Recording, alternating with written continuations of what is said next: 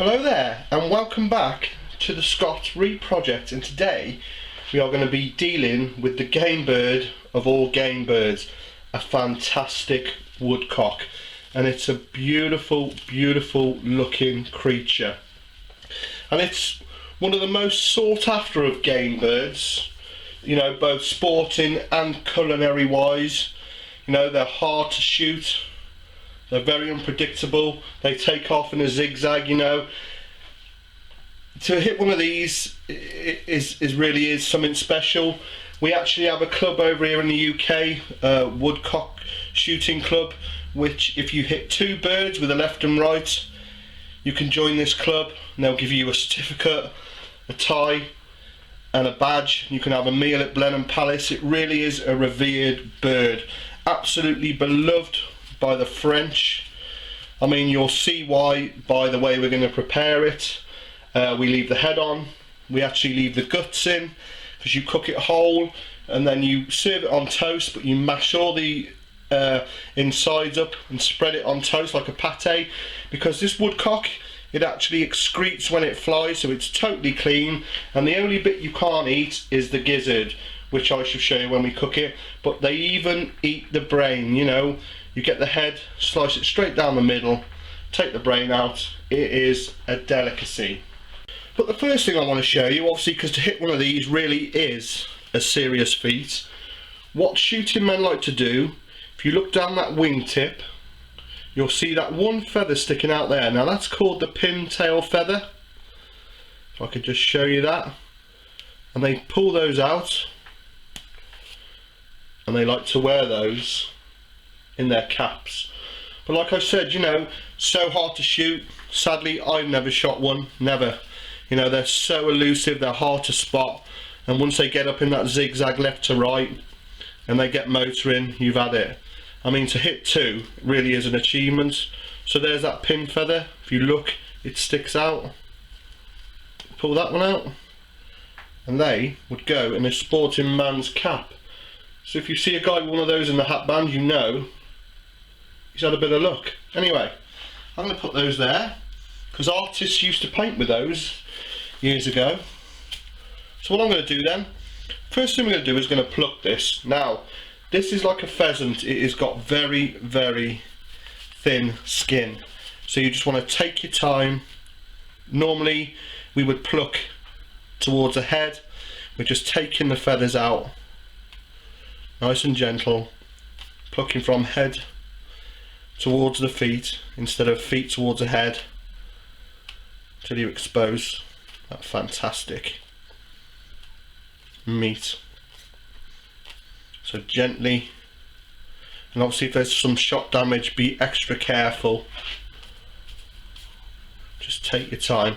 We will cut the wings off, but we will leave the legs on. We're going to leave the head and neck on. Like I said, we're going to leave the guts in, and I'm going to show you how to prepare the classic woodcock dish. So we're just taking our time then, gently pulling these feathers out. Yeah, it's a long job, but it's worth it. You know, some ingredients you can get on a daily basis. Something like this, well, I've been shooting 10 years and I've never shot one, and you just want it to be right. And I know sometimes you think to yourself, oh my god, I got this expensive or quite rare ingredient and it can all go to pot. But just take your time. As you can see, I shall show you a neat trick to get rid of some of those downy feathers. Obviously you can leave these wings on. You know, a lot of the traditional ways of cooking, they would leave the feathers on as well on the wings, and obviously you just pluck the bits you're going to eat, the breast and the leg. But just for ease and just to show you, I shall cut the wings off.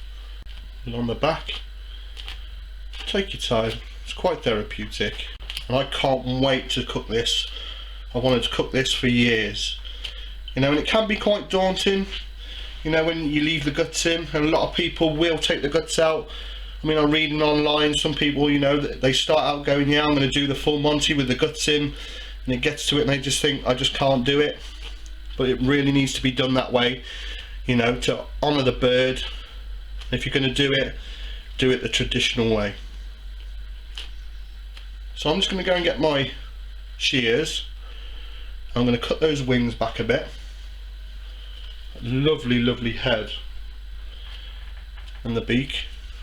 I'm actually going to leave some feathers on the head to give it the traditional look. And what you do, you use that lovely beak to skewer the legs together so it looks amazing, you know, just served on toast.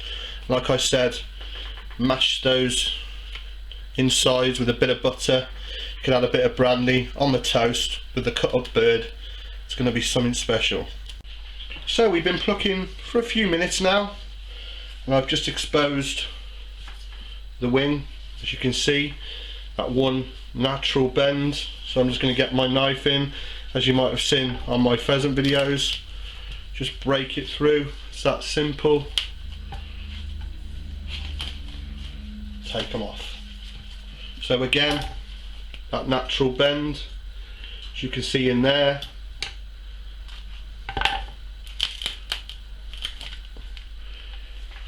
Starting to look more like food now. I'm just going to finish taking off any of the bigger feathers I can get out, and then we are going to singe the rest off, not by cooker, not by blowtorch. We're going to go really old school. We're going to light a candle. It's almost like a ritual, this.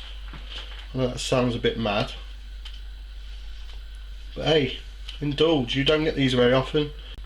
So we're going to hark back to better times and do it the old school way by lighting a candle. I'm going to turn the light out, and all we're going to do is just gently singe off any of those feathers, taking our time. I had some friends around for dinner the other day, and they said to me, "Scott, you were born in the wrong century." They said you should have been born in Victorian times. You know, I like simple things, the way I cook, things like this. They thought I was going to be offended. I quite dug it. So just singe it gently. Such a great low-tech way to do it. Right then, we got it plucked. The few left really won't matter. They'll singe off in the oven, so don't be too picky. And obviously these legs, that bend there where the drumstick meets the thigh, just stick your knife in under the bone, nice and gentle. So it comes out the other side, and the same with this one, as you can see there. And holding its beak together, push it through,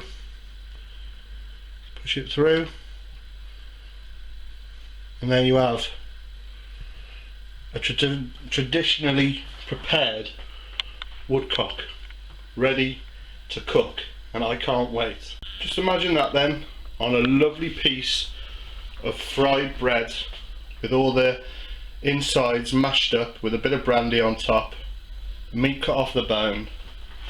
It's going to be something special. Right, let's cook it. So to cook this wonderful woodcock then, what we're going to do, we're going to roast it whole with the guts inside. Then what we're going to do, once it's roasted, we're going to take the breasts off the bone, take the legs off. We're going to take the insides out, chuck away the gizzard. We're going to keep the intestines, the heart, the liver. We're going to smash them up with some softened butter. I've got softening. And then we're going to make a little sauce with some red wine and some stock with all the bones, and we're going to reduce that down, add in our mix of butter and gizzards, and then serve it all up on this fantastic round of bread. Let's do this. So the first thing I'm going to do is I'm going to season my woodcock well. Get some pepper on it and some salt, pat it on and pick all those pieces up there. So you want to use a tray that you can use in the oven as well. So I'm just going to drop in a little bit of butter to stop it burning, I'm going to add a little bit of oil. Just wait until that melts gently. Then we're going to get our woodcock. Now my oven's been set to gas mark 8. It's been warming up for about half an hour because we're going to hit this with heat real quick. And all we're going to do is put our woodcock in on one side for 2 minutes to get a bit of colour on it. So that's been 2 minutes that side. As you can see, we've got some colour on it. So what I'm going to do is push down on it, obviously because we've got that head there. I'm going to give it 2 minutes on that side. So 2 minutes that side, you can see we've got some colour. So onto its backbone. And obviously don't worry about this smoke. It's only a little bit from the head. And all we're doing is the classic way of preparing any game bird, pheasant, duck, partridge. We start the browning, the cooking process on the hob. That allows us to get it in a real high heat, zap it real quick, and it stays nice and tender. So once we've got some nice colour on the back, just press it down on the breasts for 2 minutes. You've got to hold it up. Use your tongs. It's only a couple of minutes. Get a nice coloration on those breasts. So to recap then, 2 minutes one side, 2 minutes another side, 2 minutes on its backbone, and just 2 minutes on its breastbone, and it should look lovely like that. So my oven, gas mark 8, up high, pre-warmed for at least 6 minutes. Let's put this in. So my woodcock, looking lovely there. It's been roasting for 6 minutes. Now what we're going to do before we start the next phase of the cooking is just cover it with foil lightly. We're going to let it rest for 10 minutes. My bird has been resting for 10 minutes. And what we're going to do, pull that out. We're going to save the head. Gruesome, I know. We're going to chop off that neck bone. We're going to save these bones because we're going to start making the sauce. So what we're going to do then, just gently go down one side of the leg. We don't want too much of that guts coming out. And I'm going to just take the bone off its leg there. And I'm going to go down the other side. Just snap it out of its ball joint. And again, retaining the bones. There's its 2 little legs. And then we are just down each side of the breastbone, just gently carve away the breast. It's nice and pink through that wing joint. That gives us one little breast, and repeat with the other side. Carve it off. Bit of shot damage on that one, but that's the name of the game. It's hot, so I'm just going to put that on a plate and keep that warm. So the head, 2 breasts, the 2 little feet, pile it up, put the foil back on and keep that warm. Right, next I'm going to open this up, get all the insides out. There's its liver, its heart, that's all the bits we need. Its heart, it's its little lungs, there's its little liver. If I can get my hand in, it is fiddly. And then I'm just going to chop these bones up into tiny little pieces. I know this looks messy and a bit gruesome. This is how we're going to achieve the classic cooked woodcock. So I want all those bits. So the pan with all the juices in, another little knob of butter, and get all our bones in Just get them browning nicely real quick, saving obviously our lungs, our heart and our liver. And all we're doing is browning those off. So to recap then, we've got our bird taken off the bone, we've chopped up the carcass, we're browning, we've got its intestines here, the gizzard is that bit, you don't need that bit. I've got lungs, liver, heart, just chop it up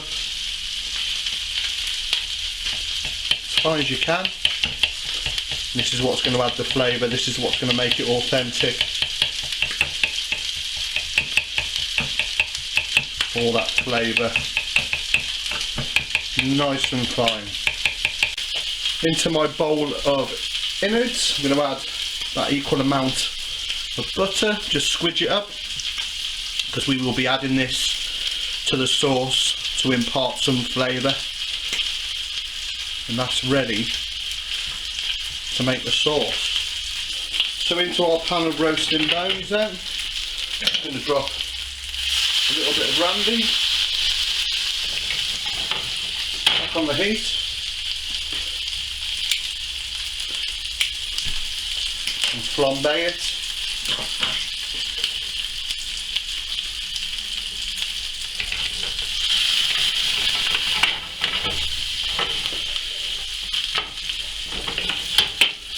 Be careful, and I'm going to add a little glass of red wine. Pull the heat right up underneath it, and we're going to reduce that by half. So into our pan then of roasted bones, we flambéed them into nice brandy. We added a small glass of red wine, we've reduced by half. I'm just going to pour in about the same amount of chicken stock or game stock if you've got it, and then again heat up full. We're going to reduce that by 2/3, get a nice thick rich gravy. So to finish off cooking this sauce then, I'm just going to strain the contents of that pan in there, and I will put it back on the heat because I want it a little bit thicker than that, but I just want to get rid of all those bits.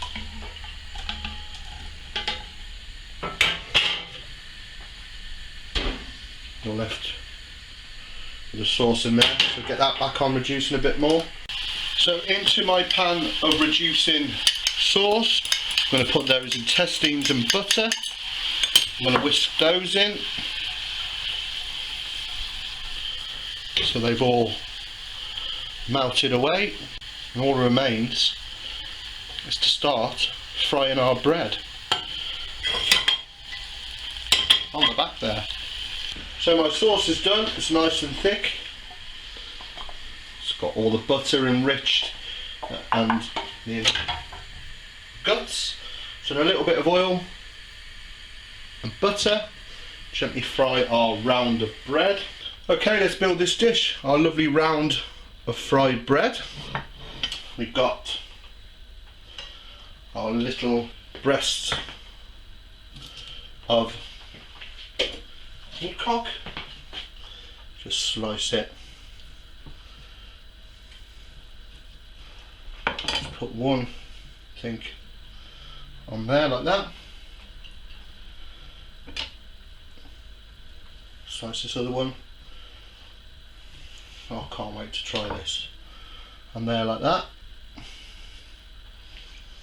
Put one leg on, the other leg. Then with our head, you want to split it straight down the middle so we can get to the tiny brain, which you can see in there. So I'll give that one of those. And then get some of this lovely rich sauce just drizzled over it. Make sure you get some of those offal bits in. And there you have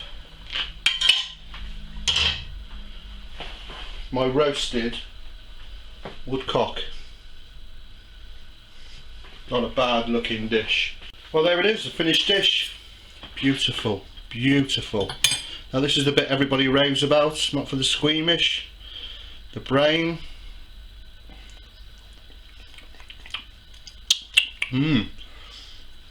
Sweet, nutty. Oh, that's really good. I like that. Excuse me a moment. That sauce is something else. Let's just get in there. And all the juices soak into that bread. That beautifully cooked woodcock. Really, that is just such good flavours. I'm just try a bit of meat on its own. The sauce is so nice. Oh yeah. Well, my friends, that really was a top drawer game dish. I mean, it was absolutely stunning. The brain tasted absolutely amazing. There's a little bit left. Nutty, sweet. That flesh out of this world with that sauce enriched with the innards and the butter. I mean, it's just a killer combination. And the only trouble with a dish like this is it's not enough. I could eat 4 of these. The thing is, who's going to shoot 4? I mean, there aren't many people shoot 2, and I've had 1, so it's not looking too good. Anyhow, just remains for me to say thank you for watching the Scott Rea Project, and I hope you enjoyed that one. Please find and follow me on Twitter at TheScottReaProject. If you have any questions, I can answer them there. And please click onto the right hand side of the screen, you'll see the fan funding. If you want to help the project along, give $1, give the brother a break. That would be much appreciated. So, till the next time, all the best. I better tidy all this up now. But what a dish.